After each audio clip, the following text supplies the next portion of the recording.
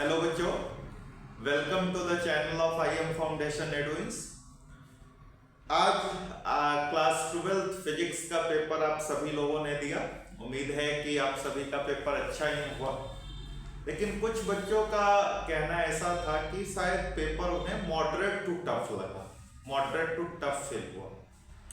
But as far as concern कि paper में जो टफनेस का लेवल जो बच्चों को फील हुआ है, वो कहीं ना कहीं मुझे ऐसा लगता है कि बच्चों को लैंग्वेज इश्यूज के कारण हुए होंगे, क्योंकि पेपर में 2-3 ही सवाल ऐसे थे जो काफी मॉडरेट बोल सकते हैं या टफ बोल सकते हैं। बाद बाकी जो क्वेश्चंस थे वो एज इट इज एनसीईआरटी थे। हम जो पेपर आपके सामने डिस्कस कर रहे हैं वो सेट 2 का पेपर डिस्कस कर रहे हैं। अभी हमारे को एक ही क्वेश्चन पेपर आया है सेट 2, और सेट 3 का जो पेपर है वो भी इससे मिलता जुलता ही है। इसके सेट 2 में जितने सवाल हैं लगभग उतने ही सवाल सेट 3 में ही हैं, सेम टाइप के। सिर्फ 2-3 क्वेश्चंस में वेरिएशन है सेट 2 और सेट 3 में, बट ऑलमोस्ट पेपर जो है वो आइडेंटिकल ही। हम जरा आपको पेपर एनालिसिस बता दें कि जो बच्चे बोल रहे हैं कि या जिन बच्चों को ऐसा लगा है कि उनके लिए ये पेपर टफ था, तो एज सच उसमें कोई टफनेस लेवल नहीं था।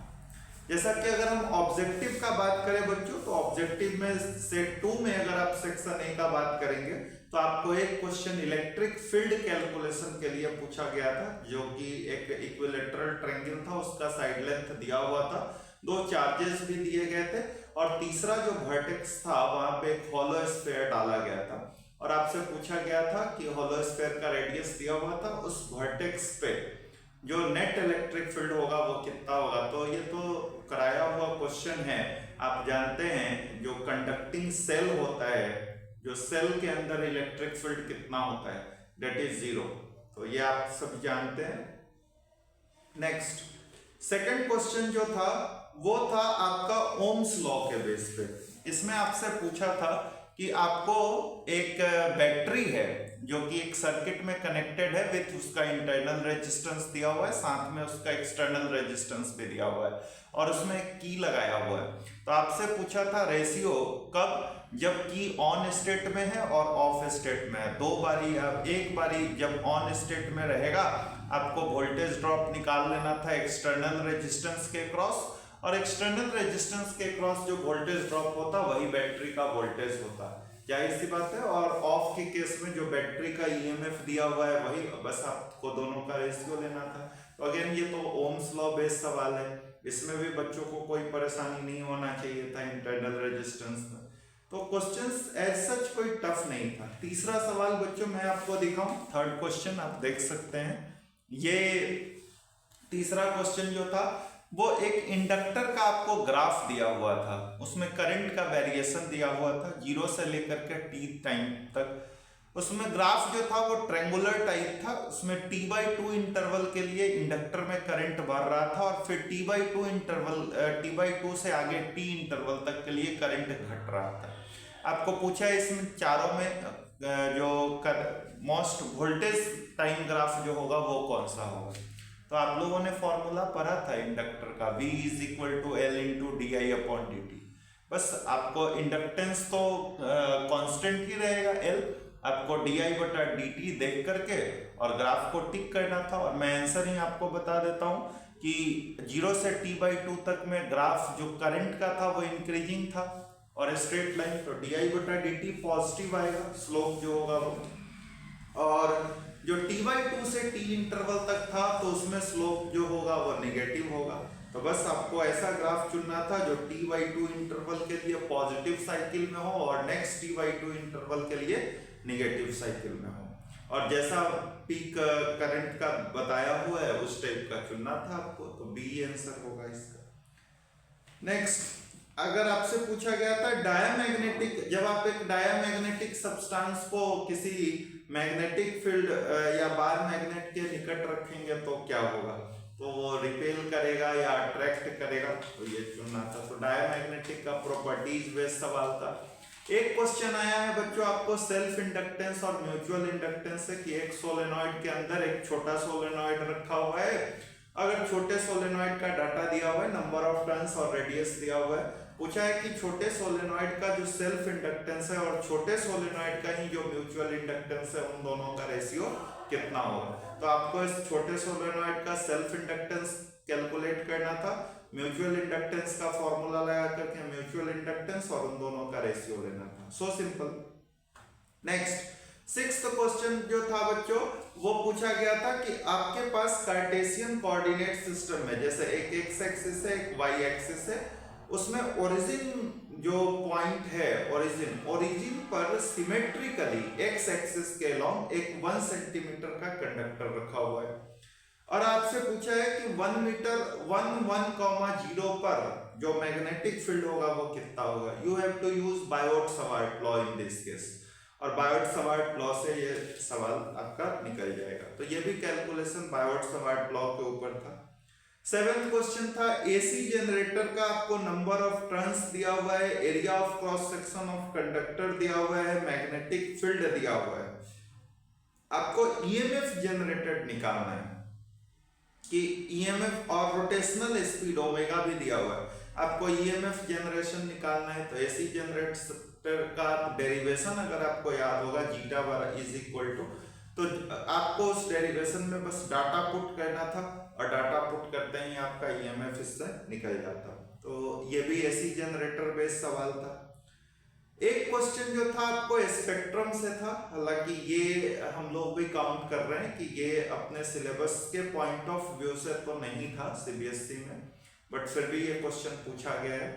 तो हालांकि इसमें जो क्वेश्चन पूछा है वो जिंक के रिगार्डिंग पूछा है, तो उसमें आंसर लाइमन सीरीज होगा। नेक्स्ट एक क्वेश्चन बच्चों अगर ये नहीं भी बनता तो आपको उतना पैनिक होने का जरूरत नहीं था। 9 नंबर जो क्वेश्चन था वो है आपको कनकेव मिरर का फोकल लेंथ दिया हुआ है। अगर इस मिरर को हम एक मीडियम में, एक लिक्विड में इमर्स करेंगे, है ना, तो इसका फोकल लेंथ फिर कितना हो जाएगा। तो अगेन आपको फोकल लेंथ का इक्वेशन लगा करके और ये निकालना था। नेक्स्ट अगला जो है बच्चों इलेक्ट्रिक फील्ड का प्रॉपर्टी आपसे पूछा गया है कि इलेक्ट्रिक फील्ड कैसा होता है, कंजर्वेटिव या नॉन कंजर्वेटिव, और क्लोज लूप बनाएगा, स्टैटिक चार्ज कैसा इलेक्ट्रिक फील्ड बनाएगा। तो इलेक्ट्रिक फील्ड का प्रॉपर्टी याद होता तो आपसे बन जाता। बच्चों एक और ऑब्जेक्टिव पूछा गया है आपसे कि पीएन जंक्शन में अगर हम रेजिस्टेंस को बढ़ा दें तो ये कैसा काम करेगा। जाहिर सी बात है रेजिस्टेंस बढ़ाओगे तो पीएन जंक्शन कंडक्ट नहीं करेगा, इसका मतलब कि वो स्विचिंग जैसा काम कर गया, switch on switch off, resistance कम तो कंडक्शन और रेजिस्टेंस ज्यादा तो no conduction, so switch on switch off, switch जैसा काम करेगा। उसके बाद आपको एक बोर मॉडल के कैलकुलेशन का क्वेश्चन पूछा हुआ था, उसमें एनर्जी का फॉर्मूला आप लगाते आपको एन आता, बड़ा सिंपल सा था, En इज इक्वल टू लगाते फॉर्मूला। एसर्शन रीजन के जो 4 क्वेश्चंस थे बच्चों, एक तो फ्रीक्वेंसी बेस्ड थे इंफ्रारेड रेडियो वेव के, एक जो था स्टेप डाउन ट्रांसफार्मर को लेकर के था। बच्चों का कहना ये भी था इंफ्रारेड रेडियो वेव वाला बच्चों लोगों ने कह लिया है, बहुत इजी सा था। आइडियल ये ट्रांसफार्मर वाले में बच्चे कंफ्यूज थे, मैं जरा इनको क्लियर कर दूं। ट्रांसफार्मर में पूछा है कि आइडियल जो स्टेप डाउन ट्रांसफार्मर होता है उसमें इलेक्ट्रिकल एनर्जी लॉस नहीं होता है, ये बात सही है, एनसीईआरटी पढ़ते हैं आपको पता चलता। ट्रांसफार्मर में दिया हुआ था इलेक्ट्रिकल एनर्जी आइडियल ट्रांसफार्मर में लॉस इसलिए नहीं होता है क्योंकि जितना इनपुट पावर लेता है उतना आउटपुट पावर वो प्रोड्यूस करता है, तो एनर्जी का कोई उसमें लॉस नहीं होता है। और स्टेप डाउन ट्रांसफार्मर में रीजन दिया हुआ है कि voltage decreases but current increases, बिल्कुल law of conservation of energy को वैलिडेट कराने के लिए अगर वोल्टेज घटेगा तो सेम पावर को प्रोड्यूस करने के लिए उसको करंट बढ़ाना ही पड़ेगा। So assertion reason both true, reason is correct explanation for assertion. एक और असर्शन रीजन जो क्वेश्चन था वो बोर ऑर्बिट को लेकर के था, और लास्ट जो असर्शन रीजन था वो सेमीकंडक्टर से था, डिप्लेशन रीजन को लेकर के। So simple. तो सेक्शन ए में जैसा कि आपने देखा बच्चों हार्डली 2 क्वेश्चंस ऐसे थे जो आपको थोड़ा सा परेशान करने वाले थे। बाकी तो क्वेश्चंस मुझे ऐसा नहीं लगा कि ये किसी के लिए टफ था, और ये बिल्कुल उसी हिसाब से था जिस हिसाब से बच्चों को कराया है।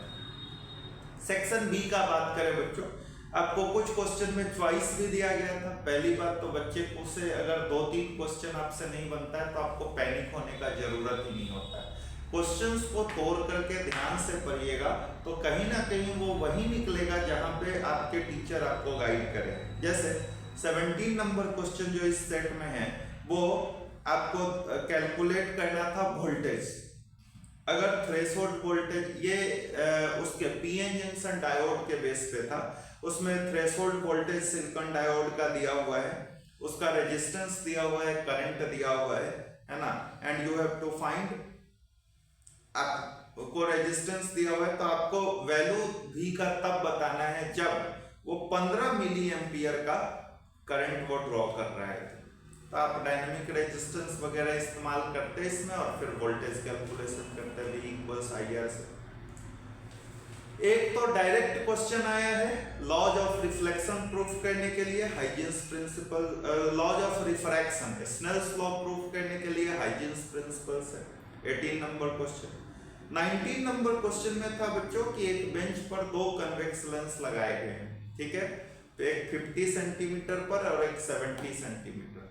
20 सेंटीमीटर पर हमने ऑब्जेक्ट को रखा है, हमारा जो फाइनल जो इमेज का पोजीशन होगा वो कहाँ बनेगा, तो पहली वाला जो लेंस है उससे इमेज जो बनेगा वो दूसरे के लिए ऑब्जेक्ट का काम करेगा। एंड इस तरीके से आप 2 बार लेंस फॉर्मूला लगा करके इसको सॉल्व कर लेते हैं। बच्चों 20 नंबर जो क्वेश्चन था उसमें आपके पास मेटल सरफेस दिया हुआ है, जिस एक मेटल सरफेस है उस पर 2 अलग अलग एनर्जी का रेडिएशंस को गिराया गया है और दोनों फोटोन का जो एनर्जी है वो दिया हुआ है। आपसे पूछा है कि जो फोटो इलेक्ट्रॉन्स इमर्ज आउट होंगे उसका स्पीड क्या है। आप आइंस्टीन फोटो इलेक्ट्रिक इक्वेशन लगाइए, आपको डायरेक्ट आंसर पता चलेगा। 21 नंबर क्वेश्चन में बच्चों ये सीरीज और पैरेलल कनेक्शन का क्वेश्चन दिया हुआ था। बोला है 2 वायर है जिसका मटेरियल सेम है, रेडियस सेम है, लेंथ का रेशियो 2:3 है, दोनों को पैरेलल कनेक्शन में हमने बैटरी के क्रॉस करा है और बैटरी जो है वो 15 एम्पियर का करंट सप्लाई कर रहा है, तो वायर में करंट पता करना है। अब इससे इजी सवाल तो मुझे नहीं लगता कि इसमें कुछ बनेगा, क्योंकि ये तो ओम्स लॉ का क्वेश्चन हो गया, बहुत इजी है। सेक्शन सी में आपसे पूछा था 3 मार्क्स का, अगर बात करें डिफाइन रेजिस्टिविटी ऑफ कंडक्टर, ये तो मुझे लगता है 10th क्लास का बच्चा भी डिफाइन कर दे। Discuss its dependence on temperature of conductor, NCERT का डायरेक्ट ग्राफ है। Draw a plot of resistivity of copper as a function of temperature, resistivity rho T का ग्राफ आपको बनाना था, आसान सवाल था।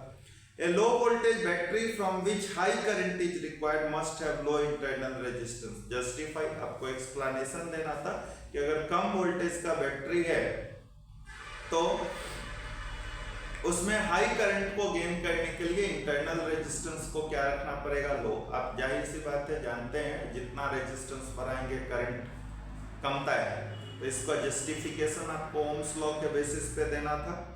तो ऐसे जस्टिफिकेशन बेसिस में 2 क्वेश्चन थे। Next, when A parallel beam of light enters water surface obliquely at some angle, what is the effect on width of the beam? तो आपको width बताना था कि इफेक्ट क्या होगा, रे डायग्राम से आपको बताना है। मतलब ये जो इसमें 3 जो क्वेश्चंस थे बच्चों, एक ऑप्टिकल फाइबर का क्वेश्चन था, डायग्राम से उसको एक्सप्लेन करना था, ट्रांसमिशन कैसे होता है ऑप्टिकल सिग्नल का। एक आपसे पूछा था कि अगर हम लिक्विड में स्ट्रॉ डालते हैं तो वो बेंड क्यों अपीयर होता है, atmospheric refraction, laws of refraction आप सब जानते हैं, ठीक है। और अगर हम एक बीम को वाटर सरफेस में गिराएंगे तो विड्थ पे क्या असर पड़ेगा। तो ये सारे क्वेश्चंस आप लॉज ऑफ रिफ्रैक्शन के आधार पे एक्सप्लेन कर सकते थे। तो सो अगेन ये क्वेश्चन मॉडरेट ही हम कहेंगे।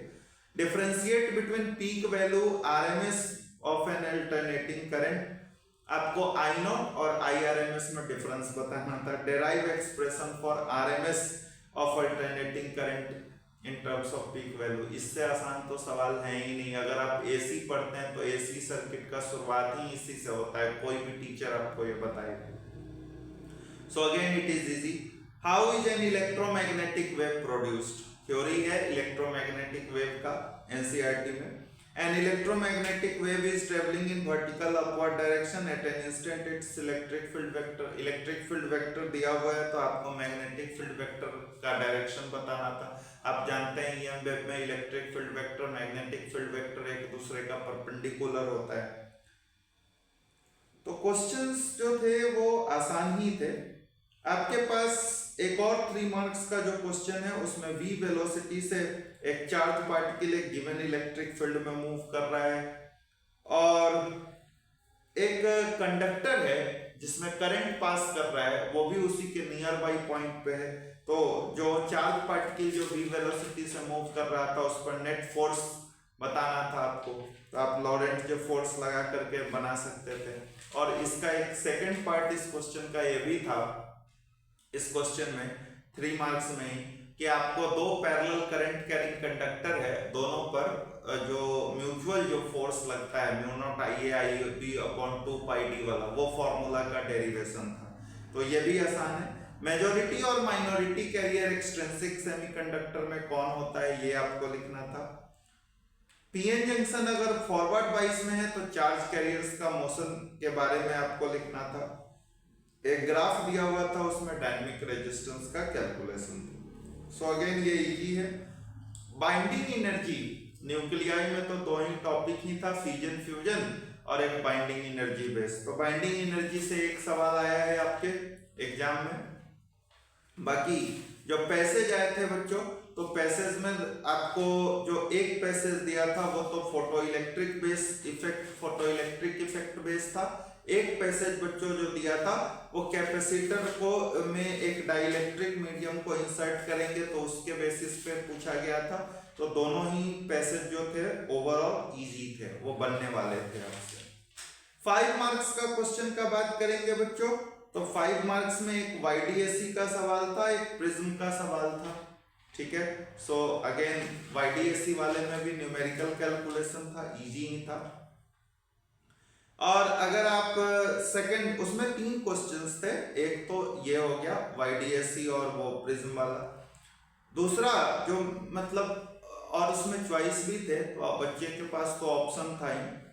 सेकंड जो क्वेश्चन था वो गॉस लॉ बेस्ड था। और तीसरा जो क्वेश्चन था, सेकंड क्वेश्चन जो 5 मार्क्स था, उसमें गॉस लॉ का के बारे में पूछा गया था आपको, ओपन सरफेस क्लोज सरफेस के बारे में पूछा गया था। एक न्यूमेरिकल था आपको सॉल्व करने के लिए, तो वो भी आसान ही था। और लास्ट जो क्वेश्चन था बच्चों कि एक मैग्नेटिक डाइपोल के बारे में आपको एक्सप्लेनेशन देने के लिए कहा गया था। और उसी का और वाले में भी एक और था कि what is the source of force acting on A current carrying. जब एक करंट कैरिंग कंडक्टर को मैग्नेटिक फील्ड में लगते हैं तो उस पर फोर्स कितना लगता है। तो ओवरऑल पेपर तो बच्चों इजी ही था, मुझे नहीं लगा इसमें कोई वैसा टफनेस। और बहुत बच्चे जो पेपर दे करके आए हैं उनका भी फीडबैक है कि उन लोगों ने पेपर अच्छे, जिन बच्चों ने सिंसियरली पढ़ा है उनका पेपर अच्छा गया है।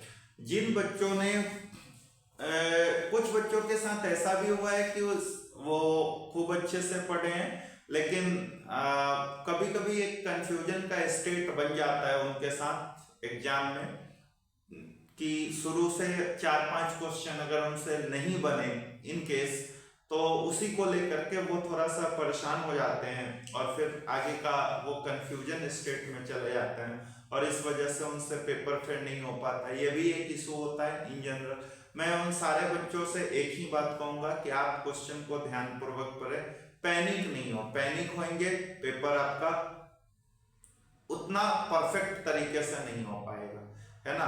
पेपर जो है सीबीएसई का वो जितना सिलेबस एकदम मॉडरेट है, ये पेपर बिल्कुल कहीं से टफ नहीं है, है ना। मैंने बहुत बच्चों का रिव्यू लिया है, बहुत लोगों का कहना है कि पेपर इज मॉडरेट।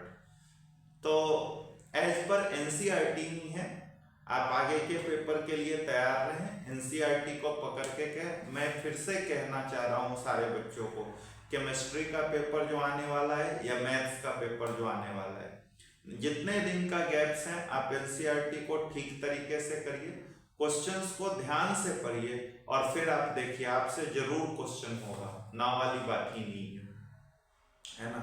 और पैनिक होने की जरूरत नहीं है।